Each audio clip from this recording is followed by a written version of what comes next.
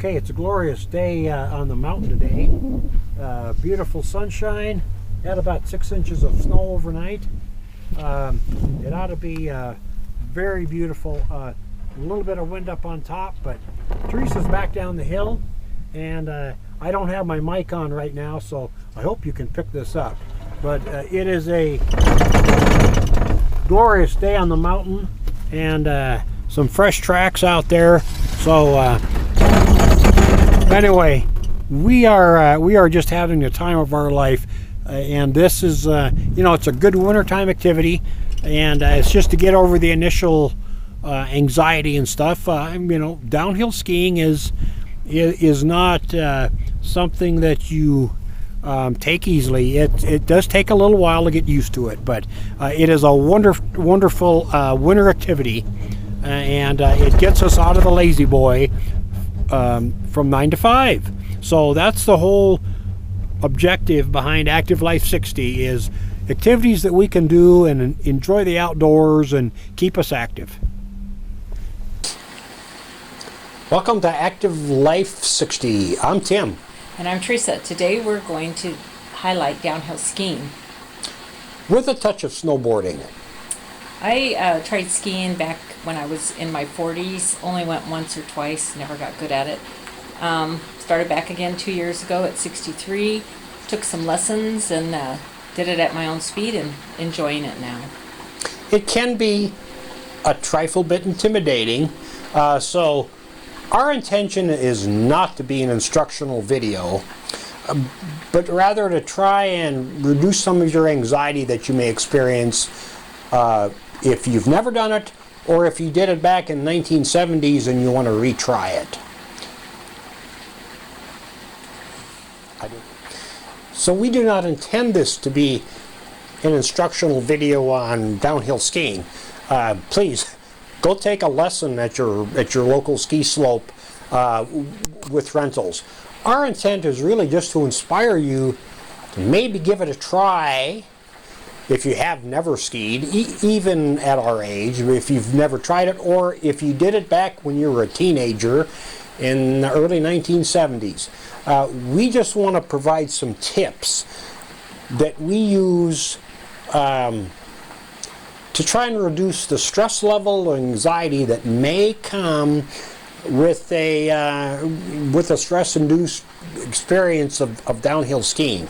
So to make it more pleasant, to increase your confidence, and to get out there and be active and obviously not hurt yourself. So that is really our goal in this, is to just get you inspired to give it a try, but reduce that anxiety level of downhill skiing. Yeah, it can be very anxiety riddled. When I started back, I just went on the bunny hills. I took a basic lesson, and Tim's a very good skier and snowboarder. I'm not. I didn't feel pressured. I stayed on the bunny hills, and then when I wanted to graduate up, I took a few more lessons, and it's just become fun. But do it at your own speed. Don't try to keep up with someone that's way ahead of you, because eventually you will get there and you'll be able to stay up with them. If the last time you went downhill skiing was in your teenage years back in the 1970s, you probably were gonna ski with something similar to this. This is a 1970s era ski. I bought used, like third hand. A very typical ski of that era. Very stiff, relatively uniform in its shape. Very typical, and bindings varied from manufacturer to manufacturer. This is a more modern, they call a parabolic ski, or shape ski. These are not new. These are 2004 era ski, almost 20 years old now. But you can see the difference when I compare the shape of a 1970s era ski and a parabolic. When I do that, you can see that this parabolic shape comes into play on either way here. And so what the parabolic ski does for you is when you roll into a turn and your weight is in the middle of it, this parabolic shape lets you carve out turns very easy, even for a beginner. And that's what it's all about, is ease of maneuverability and controllability. So when you go out to your rental market in any modern ski shop, they're going to have a parabolic ski, and that's all they're going to have, which is a good thing. Equipment has made huge leaps forward with new technology and new fiber, and they're going to be much lighter weight, more maneuverable. On the overall length of a downhill ski, if you're a beginner, first timer, they're going to give you very short skis, and those ease in your turning versus a longer ski. Cross-country skis are very weight dependent. Not so much so with downhill skis.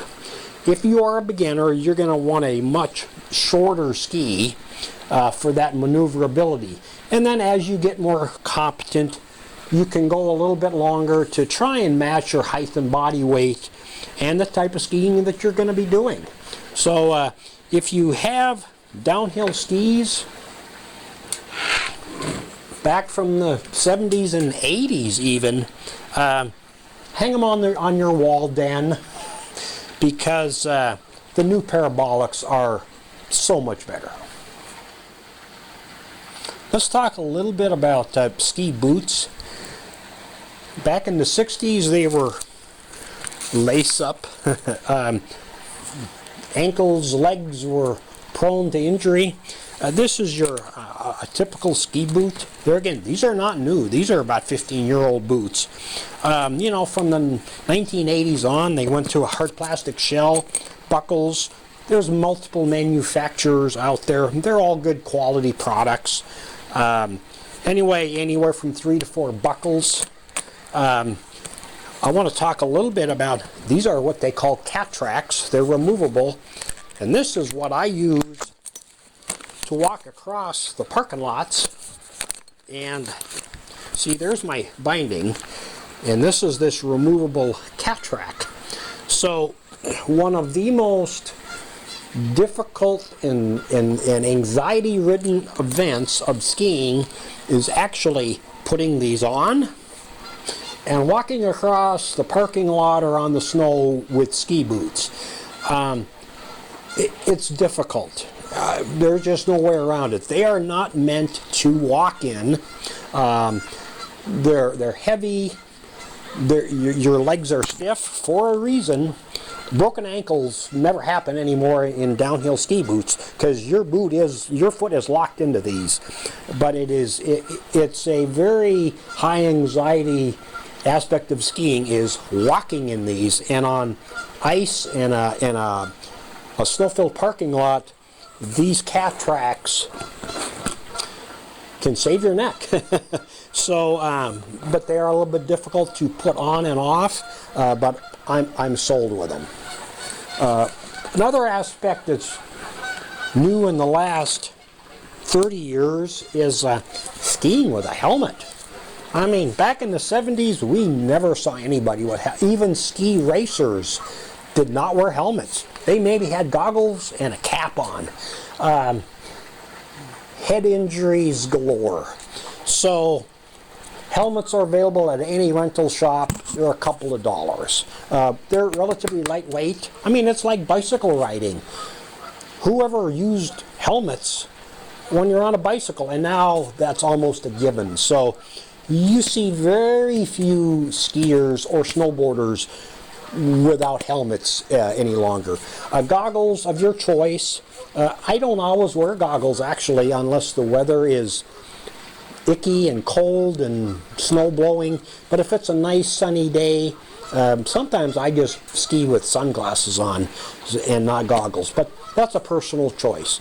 Available at any rental shop. So boots and helmets. Clothing hasn't changed much, but the advent of helmets and newer technology, skis and boots, have really revolutionized it in the last 25 years. One of the things that we want to stress is how to make this a more stress-reduced environment. So one of the more dangerous things is crossing parking lots and getting boots on. Those ski boots are difficult. So we bring chairs and we bring our little mats, and that's how we start to get our gear on. Now, as Teresa's gearing up here, as you can see, this is where the chair and a really long shoehorn and opening up that tongue on most of these ski boots, because they're very stiff. So there again, my point in all this is we need to make this a pleasant experience, and dealing with ski boots is one of the stress factors. So I've seen more people fall in parking lots, and especially little kids. So even if you get rental equipment, try and incorporate some of our suggestions into this to make it a stress-reduced environment. All right, we're up on Mission Ridge today. It's a beautiful sunny day. A little bit of snow overnight, so this will be a glorious day to get out into the mountains. Our intent is not to give ski instruction, but just to kind of give you some tips of how we do it and kind of reduce our stress and anxiety about skiing. So just to give you a little pan here. So this is the bunny hill behind me, and it's where the beginner hill is. Sometimes it's a little bit bigger than this, but you can see the various lifts behind me and the rope tow. They still use a rope tow here, which is fine. It's a very efficient way up the hill. So with that, let's have some good skiing. So like I say, this is one of the few rope tows left in the country, but so you have to take your poles off and very gently squeeze down on that rope, and you can see, and then she kind of gets jerked up the hill. So the method here is to not attack the hill as far as going down the hill. You go across the hill and you cut back, and so you have to have control of your speed. That is so important, otherwise bad things are going to happen. So it's all controlling your speed with the angle in which you attack the hill. So Teresa's just going to do some zigzags. This is how she controls her speed, with a little bit of snow plowing and cross-cutting the hillside. You see, this is not, see, and as she shifts her weight a little bit, she shifts her weight, kind of feathers her skis a little bit. You can see there now she's going a little bit more into the turn. Then as she, see how you just shift your weight, and that's how you control your speed, so that you're not going down the hill in this constant snow plow, or going, worse yet, going down the hill with no control whatsoever. You have to be in control of your skis at all times. So with that, have a good day on the mountain.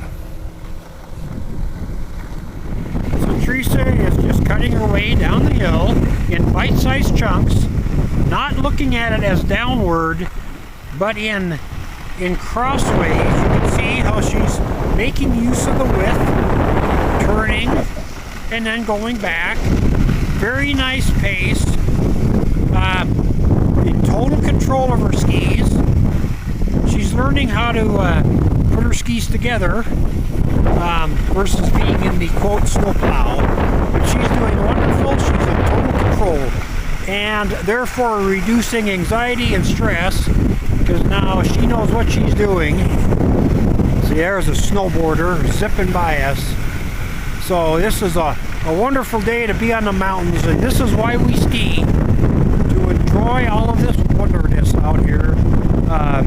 In the wintertime, we all have to have winter activities, otherwise you have to end up on the lazy boy from 9 to 5, and we can't do that.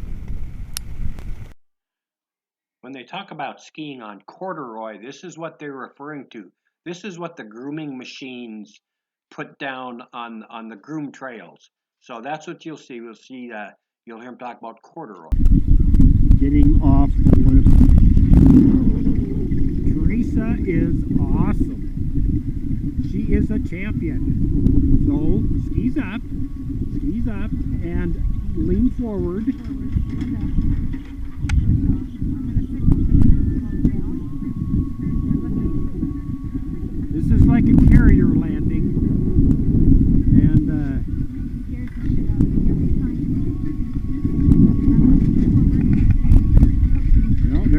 slowing us down.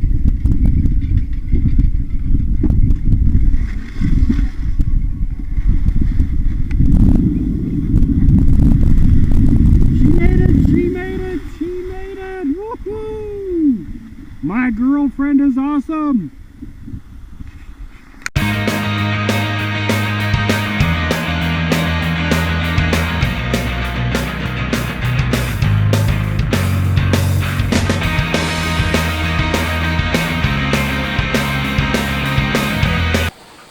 For those of you that may have watched the Olympics in the last several Winter Olympics or have been to a ski slope, you will see about a third to a half of people riding snowboards. Came about probably in the 1990s is when they really took off. Kind of got a bad reputation as, you know, it was the teenage daredevils and so forth. And there are still some slopes that don't allow snowboards, oddly enough, but they're becoming very mainstay. Now, when I talk about your typical snowboarding, I'm not talking about doing the half pipe and doing the flips. That's a different type of entertainment. I took it up late in life. I took it up at 58 years old as just another tool in my toolbox of winter sports. Give me 6 inches of fresh snow and a snowboard is wonderful. But the learning curve is a little different. Now, if you're a skateboarder, you may adapt to it, but they just have 2 bindings, and you strap into them, and it's a very subtle toe or heel, very subtle toe or heel. But for the first couple of sessions, you will do face plants. You will end up on your back in a split second. And so I often refer to it as like being beat up with a wiffle ball bat. But after the initial learning curve, I got competent enough. It did become a lot of fun, but only on heavier snow days. If it's a groomed trail, these really are not my choice at all. Because you can catch an edge very easy, and the enjoyment level is not there. But you give me a 6-inch powder day, and I've only had a couple of those where a snowboard really shines. So your bindings, and I'll demonstrate this on the slope. But there's your typical bindings. You strap your boot in. The snowboard boot is like walking in a moccasin compared to a downhill boot. So we'll demonstrate a little bit of that out on the slope, but you know, I do not do any of the hardcore tricks. This is just another way to experience the downhill environment is on a snowboard.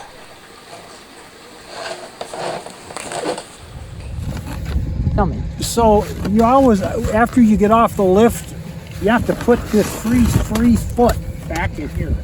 So anyway, you gotta strap it. Same way you strap the bottom. Move back. Now, I'm not good at how do you get up. So what I have to do is go back.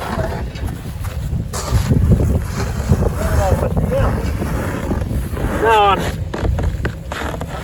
on a snowboard, you're always either toe or heel into the hill. Always, always. Toe or heel, never flat.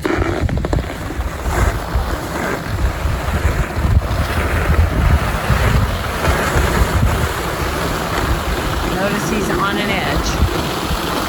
Whenever he turns, he's either on the back edge or the front edge.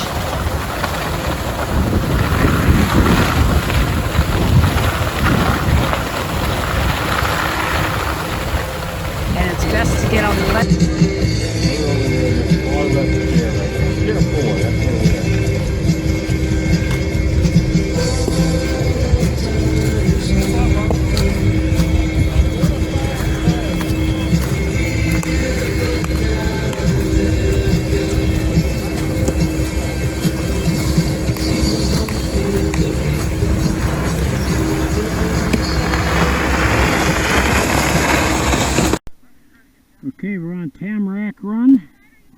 A couple of people showing up here, and we're gonna do it good here. There's some tracks here, but we'll do it. All right, rocking out to ZZ Top. Lean back on the board, damn it. Woo! We be going.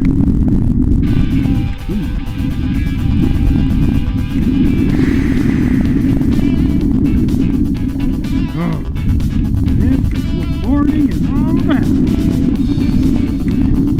Lean back.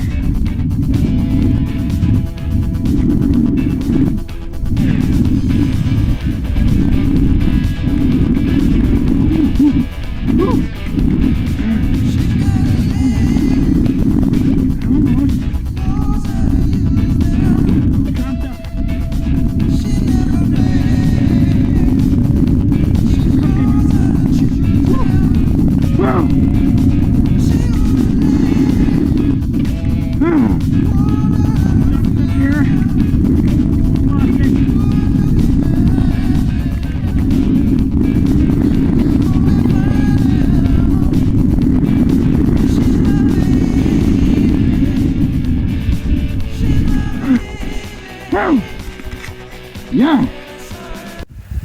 Alrighty, this is Tim with the Active Life 60.